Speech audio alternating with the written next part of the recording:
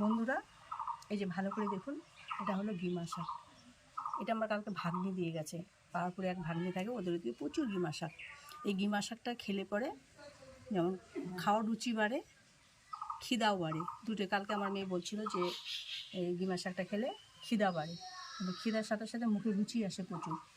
আর এই শাকটা খুবই ভালো, বর্ষাকালেই পাওয়া যায়, এই কালগুলোতে পাওয়া যায়, সবসময় পাওয়া যায় না এই শাকটা।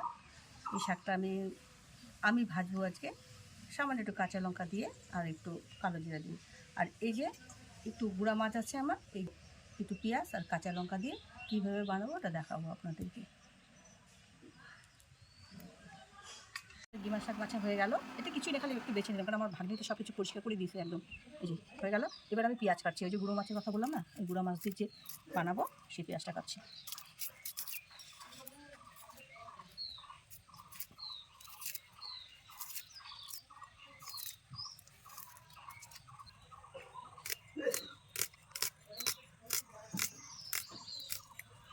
বেশি পড়লে কাটলাম না, একটু মোটামুটি কাটলাম।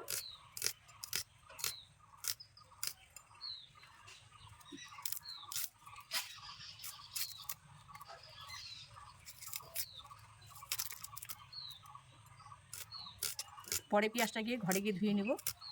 একটু আমি গাছের তলায় কাটছি, কেন কি ঘরে খুব গরম। বন্ধুরা আপনারা জানেন খুব গরম পড়ছে। এবার লঙ্কাটাকে খালি দু ফালি করে দেবো।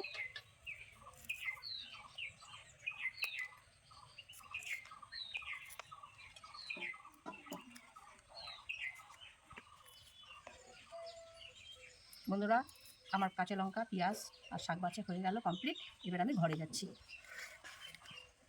আমি এখন সবার প্রথমে আগে গিমা শাকটা করি।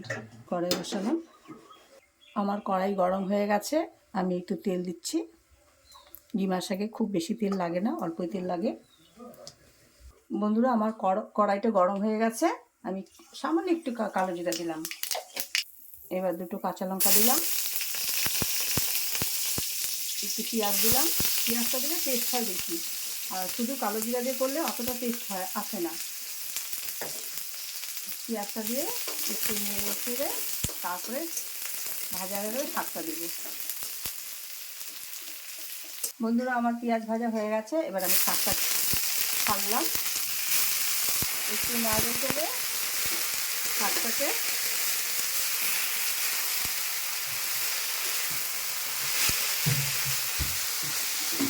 নেড়ে চেড়ে একটু শাকটাকে ঢেকে দিলাম। একটু লবণ দিচ্ছি, পরিমাণ মতো লবণটা দিবেন, কেন শাকের মধ্যে বেশি লবণ দিলে পরে বেশি হয়ে যাবে। শাক তো মজে যায়, বেশি মজে গিয়ে অল্প হয়ে যায়। এর মধ্যে অল্প হলুদ দিলাম, শাকের মধ্যে বেশি হলুদ লাগে না।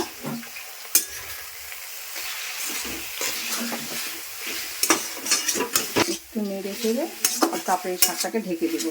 আবার এখনো হয়নি।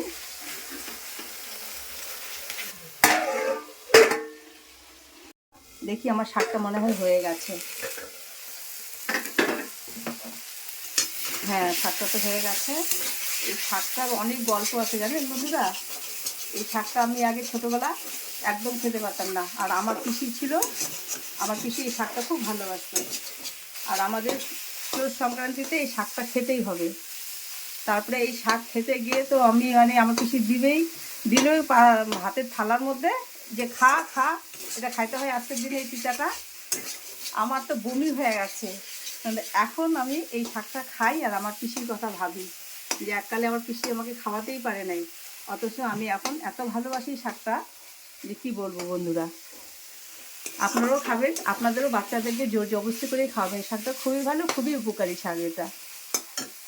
বন্ধুরা, আমার শাকটা হয়ে গেছে, আমি এটা নামিয়ে দিচ্ছি। দেখছেন কতগুলো শাক ছিল আর কতটুকু হয়ে গেল। আমার কড়াই গরম হয়ে গেছে, আমি একটু তেল দিচ্ছি। তারপরে যে গুঁড়ো মাছ দেখাচ্ছি, গুঁড়ো মাছটা ছাড়বো। বন্ধুরা, এই কড়াইটা শাকটা যে করা হলো, তারপরে কড়াইটাকে মাজা হলো। এবার ওই মাজা কড়াইয়ের মধ্যে যদি মাছ ছাড়ি, তারপরে মাছটা লেগে যাবে, যার জন্য একটু লবণ ছিটা দিয়ে এবার একটু নাড়তে হবে কড়াইটা সুন্দর করে। তারপর যদি মাছটা ছাড়ি, এই মাছটা লাগবে না কড়াইয়ের মধ্যে। এটা বন্ধুরা আপনারা করে নেবেন, কেন কি কড়াইয়ের মধ্যে যদি যে কোনো শাক হোক, ডাল হোক করা হোক, তারপরে যদি মাছ ছাড়া হয়, মাছ লেগে যায়, যার জন্য কড়াইটার মধ্যে একটু লবণ দিলেও সুন্দর হয়, মাছটা আর লাগবে না। বন্ধুরা আমার কড়াই গরম হয়ে গেছে, সামান্য একটু কালো জিরা দেবো, বেশি না। এবার আমি পেঁয়াজটা ছাড়বো, তারপরে কাঁচা লঙ্কাটা দিয়ে দিলাম। এবার সামান্য নাড়বো।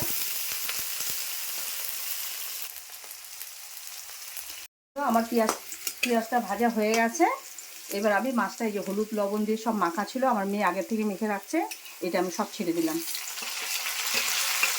দিয়ে হালকা করে নাড়বো যাতে মাছটা একদম না ভাঙে।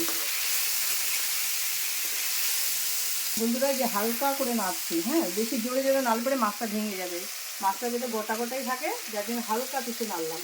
নাড়ার পরে এবার একটু এটা দিয়ে আমি ঢেকে দিই থালা দিয়ে। এবার ঢাকনা খুলে দেখি হয়েছে কি না। এটা বেশিক্ষণ সময় লাগে না। তো এবার আপনারা ভাবতেছেন হয়তো যে আমি আজকে রান্না করছি কেন, দেখছেন মাছটা কত সুন্দর গোটা গোটাই আছে, একদম ভাঙে নাই। হ্যাঁ, তো আমার মেয়ে বললো যে মা তুমি আজকে রান্না করো না, তোমার হাতে অনেক দিন পর খাবো, কেন আমি তো সবসময় নিজের হাতে রান্না করে খাই, ভালো লাগে না তাতে। এবার বন্ধুরা আমি একটু সামান্য জল দিব, সামান্য একটু জল। এবার আমি ঢেকে দিচ্ছি, জলটা শুকিয়ে গেলে নামাই দেবো।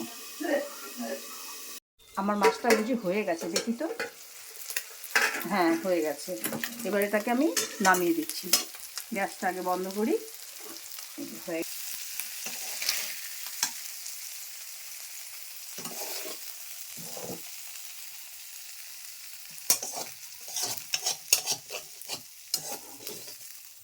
এই যে আমার কমপ্লিট হয়ে গেল। বন্ধুরা এই যে গরু মাছের চচ্চড়ি। বন্ধুরা আমি খেতে বসছি এখন।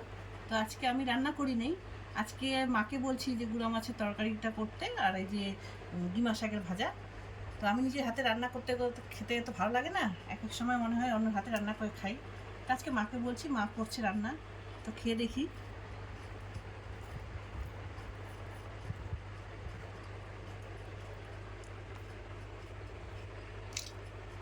খুব ভালো হয়েছে।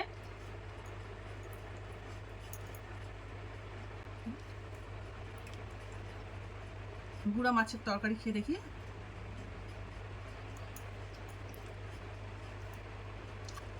খুব ভালো হয়েছে।